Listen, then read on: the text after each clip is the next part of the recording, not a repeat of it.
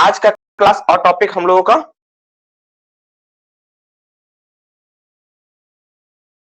ठीक है। तो आज का क्लास और टॉपिक स्पेशली किस चीज के ऊपर होने वाला है? तो आज हम लोग क्या करने वाले हैं, माइनिंग का ही टॉपिक करने वाले हैं, जो सीसीएल और एनसीएल, सॉरी माफ करना, एनसीएल और बाकी एग्जाम्स के लिए बहुत बहुत important.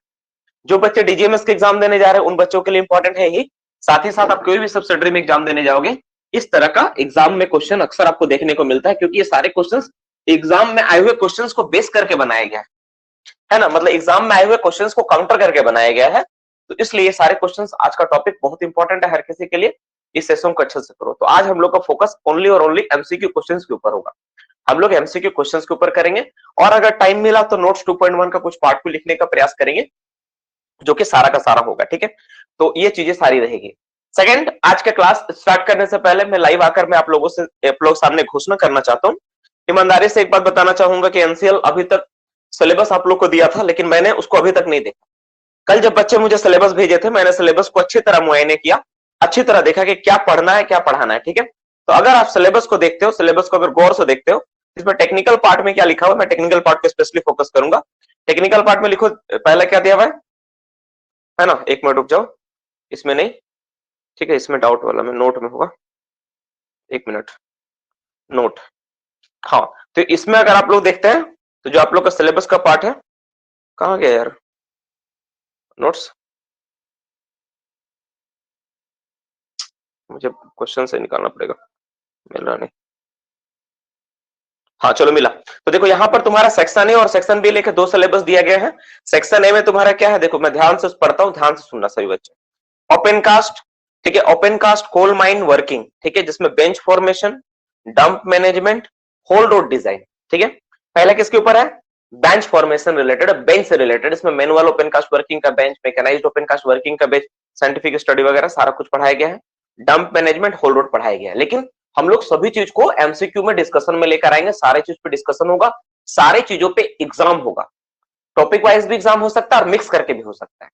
So don't be confuse कि सर हम लोग पढ़ लिए, सर पहले पढ़े, सर भूल जाएंगे, ये होगा वो होगा, उसके लिए चिंता मत करो। तो हर एक चीज के ऊपर एग्जाम होगा, आपकी जो तैयारी होगी बेस्ट लेवल की रहेगी, चाहे जो हो जाए। ठीक है, next, short firing and transport and use the explosive in mine. ठीक है, शॉर्ट फायरिंग मतलब जैसे शॉर्ट फायरिंग के अंडरग्राउंड के बारे में पढ़े, ओपन कास्ट के बारे में पढ़ा दिया गया है। Transport and use of explosive, explosive को आप कैसे लेकर आओगे, आपको एक्सप्लोसिव ट्रांजिट स्लिप से लेके एक्सप्लोसिव रिटर्न करने तक का सारा सिस्टम आपको बताया गया है, कि किस तरह का एक्सप्लोसिव को इशू करवाया जाता है, ट्रांजिट स्लिप क्या होता है, ये हर एक चीज को आपको अच्छे से समझाया गया है। एक्सप्लोसिव इशू करने से, उसका रिपोर्ट भरने से लेके सारा कुछ को समझाया गया है, सारा पार्ट। नेक्स्ट है वर्किंग एट हाइट। तो वर्किंग एट हाइट के ऊपर हम लोग नोट्स कुछ दिन पहले कल ही किए हैं। फिर है तुम्हारा मर्चिंग एंड, ठीक है, marching and deployment of AV machineries. इसमें नॉर्मली पूछता है कि कौन सा क्या ये है, मतलब तुम्हारा क्या बोलता है, टायर माउंटेड है या चेन माउंटेड है, फिर अगर जो रास्ते में चल रहा है उस रोड का चौड़ाई कितना होना चाहिए, रखते समय कितना चौड़ाई होना चाहिए, यही सब पूछता है। फिर है तुम्हारा preliminary idea about the reclamation open cast working. तो ये वाला जो चैप्टर था बाबू, आप अच्छे से याद करके देखो, मेरा जो वीडियो है, ठीक है, मैंने ओपन कास्ट का रिक्लेमिनेशन के ऊपर लगता है 1.5 क्लास या 2 क्लास के आसपास पढ़ा है, कि किस तरह से रिक्लेमिनेशन होता है, क्या क्या प्रोसेस होता है। वो बायोलॉजिकल भी था तुम्हारा, अप टू तुम्हारा बायोलॉजिकल से लेके तुम्हारा उसमें किस तरह से, मतलब तुम्हारा सॉइल को हम लोग क्या करते हैं, पहले सॉइल को हम एक्टिव करते हैं, फिर उसमें प्लांटेशन होता है। तो जितना जितना प्रोसेस था, हर एक प्रोसेस को स्टेप बाय स्टेप अच्छे से क्लासेस में ऑलरेडी वीडियो में सारा चीज है, सारा चीज पढ़ाया गया हर एक चीज के बारे में, लेकिन हम लोग डिस्कशन करेंगे। फिर है तुम्हारा preliminary idea understanding about the safety management plan. ये बार बार सेफ्टी मैनेजमेंट प्लान को लेकर हर एक जगह मैं नोट्स देखता हूँ, इसमें और उसमें। लेकिन सेफ्टी मैनेजमेंट प्लान का तुम अगर ध्यान से पढ़ोगे, तो सेफ्टी मैनेजमेंट प्लान वैसा कुछ है नहीं। अगर तुम ध्यान से पढ़ोगे ना, तो तुमको बहुत बड़ा चीज नहीं मिलता है। 104 में ड्यूटी दिया गया है ओनर एजेंट मैनेजर को, कि माइंस का सेल्फ रेगुलेशन बनना चाहिए, जो कि सेफ्टी मैनेजमेंट प्लान है। और ये वाला सेम प्लान भेजा जाता है जब हम लोग माइंस ओपनिंग करते हैं, along with the surface plan. जब लोग माइंस ओपनिंग करते हैं ना, तो 30 डेज पहले नोटिस देना होता है, सीआई को देना पड़ता है, डीएम को देना पड़ता है, आईबीएम को देना पड़ता है। ठीक है, 3 जन को नोटिस देते हैं 30 डेज पहले। और साथ ही साथ एक कॉपी प्लान का होता है, एक कॉपी, ओनली 1 कॉपी। एक कॉपी सेफ्टी मैनेजमेंट प्लान का होता है, और एक कॉपी आपका होता है किसका, सरफेस प्लान का होता है। ये हम लोग बना के भेजते हैं परमिशंस के लिए। तो इसमें हमको नहीं लगता है कि इसमें ज्यादा कुछ है, नॉर्मल चीज है जो कि क्लासेस का पार्ट है। फिर provision of coal mines regulation 2017। तो कोल माइंस रेगुलेशंस का जो प्रोविजंस है, उसको रूल्स आप पढ़ चुके हो। ठीक है, बाइलॉस मेड अंडर माइंस एक्ट 1952, तो बाइलॉस का बहुत सारा पार्ट जो कुछ कुछ करना पड़ेगा, ठीक है, relating to the safety of the person, ये तो कंटिन्यू चलता रहेगा, इसमें कोई माय बाप नहीं। Person employed in the mines in general, ठीक है, and to the duties of sirdar and shot firer, तो ये सिंपल चीज है, शॉट फायरर और सरदार का ड्यूटी। राइटिंग रिपोर्ट है, तो राइटिंग रिपोर्ट ऐसा कुछ नहीं है कि ये सारी चीजें बहुत बड़ा टफ है सर, राइटिंग रिपोर्ट आप लोगों को पता है, किस दिन में लाके आप लोग को लाइव में मैं बता दूंगा कैसे कैसे रिपोर्ट में क्या क्या भरना होता है। और सबसे इंपॉर्टेंट बात है लास्ट लाइन, क्या लिखा हुआ है, ETC as per the course offered by the recognised institute. सबसे इंटरेस्टिंग बात, इसको देने के बाद जो लिख दिया ना कि कोर्स रिकॉग्नाइज्ड बाय इंस्टीट्यूट, इसका मतलब क्या है कि इसके अलावा भी बहुत कुछ हो सकता है जो कि मैं नहीं बताया। सबसे मतलब क्या बोलूं, अच्छा बोलूं या गंदा बोलूं, यही है कि वो जस्टिफाई कर दिया आपको। मतलब अगर वो आउट ऑफ सिलेबस जाके पूछता है तो आप उसको नहीं बोल सकते हो कि सर आप क्यों पूछे, आपको पूछने का क्या राइट बनता है, क्योंकि उसमें लिख दिया हुआ है offered by the recognised institute. Recognised institute जो सिलेबस वो दे देगा, जो कुछ बोल देगा उससे वो बना सकता है क्वेश्चन। तो जो ऑलरेडी जो आप 5-6 पॉइंट्स देख रहे हो, मुझे लगता है कि इसमें 98% आपका सिलेबस का खत्म है, 2% बाकी है। इसीलिए मैंने कहा कि 7 दिन में मैं पूरी तरह से खत्म कर दूंगा, जो कुछ भी छोटा मोटा छूटा रहेगा तुम बता देना कि सर ये वाला पॉइंट पढ़ा दीजिए, वाला बता दीजिए, मैं अच्छे से पढ़ा के, और 7 से 10 दिन में मतलब सिलेबस खत्म करते करते मैं सारा चीज को फिर से याद दिला दूंगा। जो बच्चे क्लास नहीं किए हैं, मैं उनसे भी कहना चाहता हूं कि घबराना मत, क्लास में मेरे भरोसे आओ, तो तुम ध्यान से सुन लो। इस साल के एंड तक 1 जनवरी आप लोग के लिए एक गिफ्ट रहेगा मेरे तरफ से, इस सिलेबस में जितना ही बात लिखा हुआ है, जो बात लिखा गया है, मैं 30-31 दिसंबर तक आपको मैं सारी चीज याद करवा दूंगा। खत्म नहीं करवाऊंगा, लिखवाऊंगा नहीं, लेकिन मैं याद करवा दूंगा, हर एक बात याद करवा दूंगा, किसका क्या होता नहीं होता सब चीज आपको याद रहे।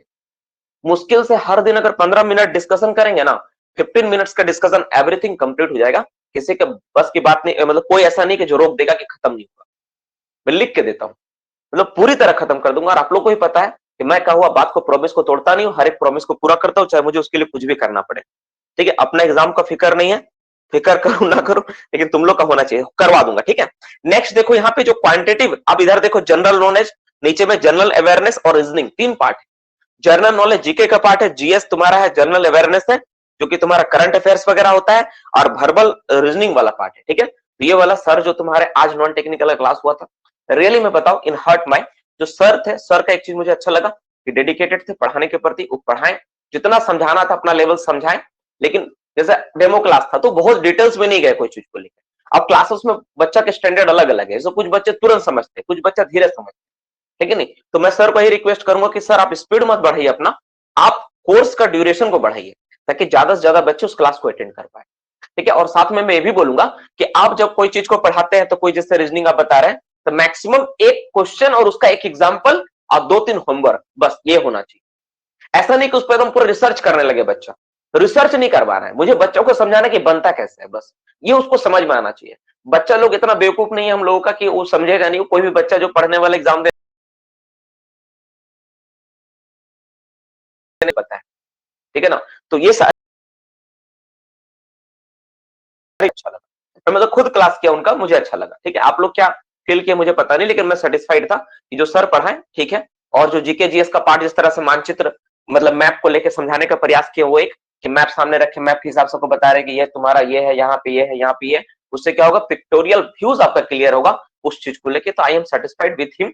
अगर तुम लोग अनसेटिस्फाइड हो क्लास को लेके, डेमो क्लास एक और डिमांड की हो, तो कल तो नहीं हो पाएगा, परसों के दिन वो बोले कि एक डेमो क्लास रख दीजिए आप, और तो परसों को दिन एक डेमो क्लास कर लो, 2 क्लास डेमो देख लो। जो सेटिस्फाइड होगा क्लास कंटिन्यू कर सकता है उनका, और जो अनसेटिस्फाइड होगा वो देख सकता है, क्योंकि मैं सेटिस्फाइड हूँ। और टीचर भी ढूंढने का है, ऐसा नहीं कि नहीं ढूंढ सकते हैं। अगर आप लोगों में से कोई बच्चा है जो मुझे ऑफर कर सकता है कि हाँ सर मैं एक पर्सनली टीचर को जानता हूँ, आप इनसे कांटेक्ट करिए, तो आप मुझे उसका व्हाट्सएप नंबर या कांटेक्ट नंबर देना, मैं जोड़ के प्रयास करूंगा। ठीक है, अगर और कोई बेहतर हो सके तो आप बता सकते हो, यू ऑलवेज वेलकम। ठीक है, तुम्हारा हमेशा स्वागत है, तुम अपना हिसाब से भी तुम बता सकते हो कि सर इस टीचर को रखिए, मैं उसके हिसाब से भी सोचूंगा, बात करने का प्रयास करूंगा। ठीक है, ये भी टीचर रहेंगे, वो भी टीचर रहेंगे, कोई दिक्कत नहीं है। मुझे जितना देखो पढ़ने के लिए जो टीचर लग जाए मैं देने के लिए तैयार हूं। ठीक है, बस आपको जॉब चाहिए, लेना है, मैं हर एक चीज के बारे में सोचने के लिए तैयार हूं।